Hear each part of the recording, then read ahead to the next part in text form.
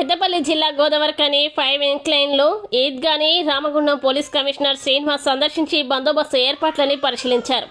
సోమవారం Ramagundam police commissionerate Godavarikhani 1వ town police station పరిధిలో 5వ ఇంక్లైన్ వద్ద ఉన్న ఈద్గాని సందర్శించి బందోబస్తు ఏర్పాట్లు పరిశీలించి అధికారులకి పలు సూచనలు ఆదేశాలు జారీ చేశారు.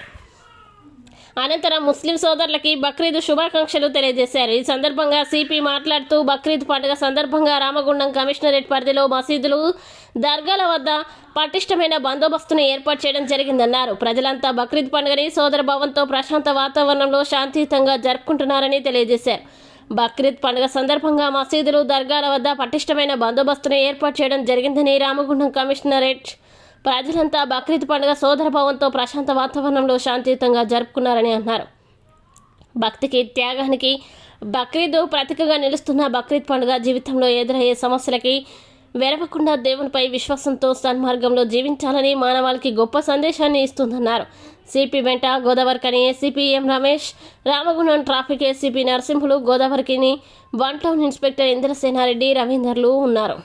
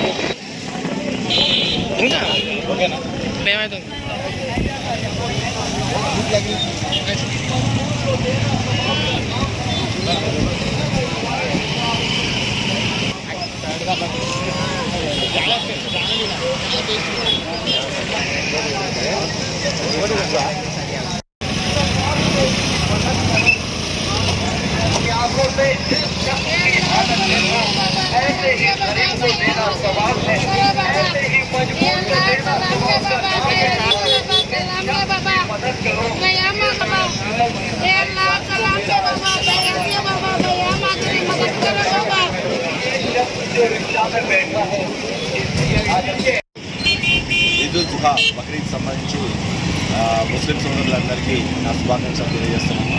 వాళ్ళు కూడా పవిత్ర హృదయంతో ఈరోజు నమాజులు చేసి ఏర్పాటు చేసుకొని చదువుకొని వాళ్ళు పండుగని చాలా ప్రశాంతంగా, సంతోషంగా పిల్లలతో చేసుకోవాలని వాళ్ళకి శుభాకాంక్షలు.